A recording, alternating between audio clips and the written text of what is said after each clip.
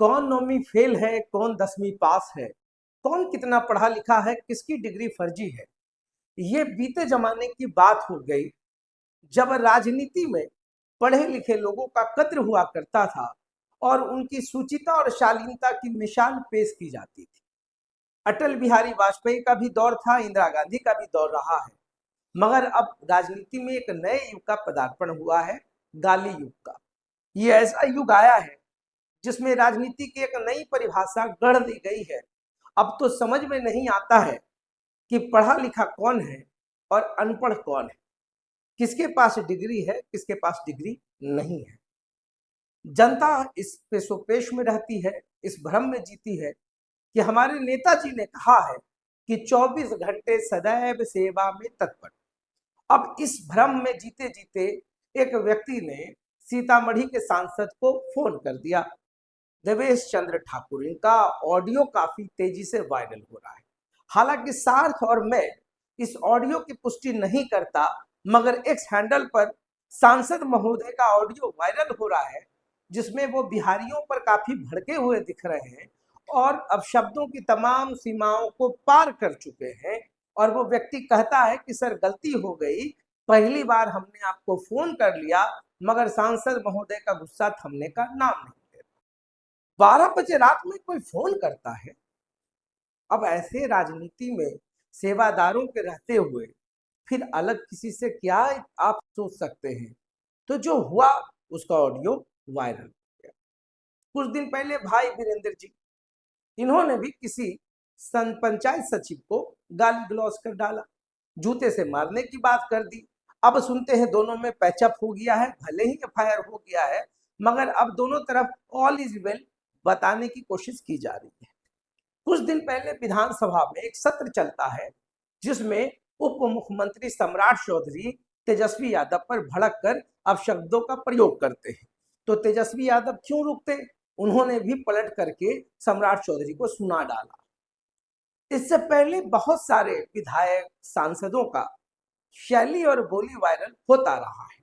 संसद भवन में भी हद तो तब हो जाता है जब दिग्गज नेता जो कहे जाते हैं बहुत ही पढ़े लिखे स्कॉलर, चाहे वो राजद से हो या कांग्रेस से हो या बीजेपी से, फर्क ये नहीं पड़ता है। सारे पॉलिटिशियन से फर्क इससे पड़ता है और पढ़े लिखे क्या और अनपढ़ क्या।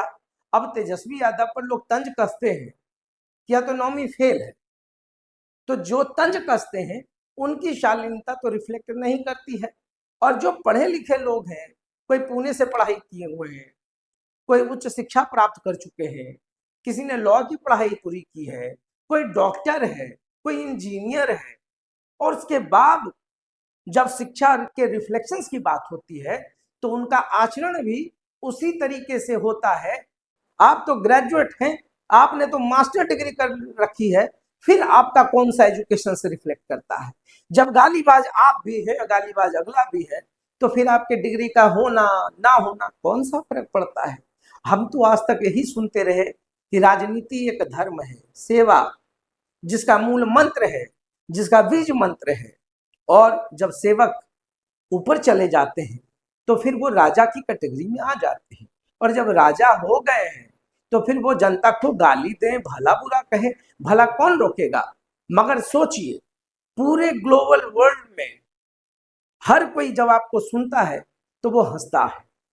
हाल फिलहाल विधानसभा के सत्र में नंद किशोर यादव को कहना पड़ा कि अरे कुछ तो मर्यादा रखिए महाराज, बच्चे देख रहे हैं। तो बच्चे देश के भविष्य हैं और बच्चों ने अपने भविष्य को देख लिया। अब अपना भविष्य वो कैसे तैयार करेंगे, ये नेताओं को समझ में नहीं आती। अरे आप तो नेता हैं, खैर आपको कौन समझाएगा। मास्टर डिग्री आपने किया, लॉ आपने की, पीएचडी आपने की, आपके आगे डॉक्टर लगा हुआ है, बावजूद इसके अब तो यही समझ में आता है कि सत्ता कुर्सी के अलावा किसी को कुछ नहीं चाहिए, और कुर्सी मिल गई है भैया तो हम चुप कैसे रहेंगे। मनीष कश्यप इंजीनियर है, लिखते हैं इंजीनियर मनीष कश्यप। प्रशांत किशोर काफी क्वालिफाइड आदमी, इन्होंने तो बहुत सारी पार्टियों को जिताया है, मगर इनकी भाषा को आप देख लीजिए। हालांकि मैं प्रशांत किशोर की एक तारीफ तो जरूर करूंगा कि पॉइंट्स बहुत वैलिड उठाते हैं। मनीष कश्यप कल तक उछल उछल के प्रशांत किशोर के पीछे पड़े थे, मगर एक ट्यूबर ने उनसे क्या पूछ लिया, वो उछल पड़े तो गाली गलौज धक्का मुक्की सब हो गई, वीडियो वायरल हो गया। तो ऐसी तमाम जो सूचिता है वो सिर्फ राजनीति में आजकल देखने को मिल रही है। अब नेताजी लोग ने इसको ही सूचिता मान लिया है, तो इसके पैमाना को कौन तय करेगा? हम तो नहीं कर सकते हैं। वोटर्स को तो समझना पड़ेगा कि नेताजी जितना कहकर गए हैं उसको थोड़ा माइनस भी करके चलिए। खैर, चिंता करना हमारा काम है। तो देखते रहिए सार्थ। बहुत बहुत धन्यवाद।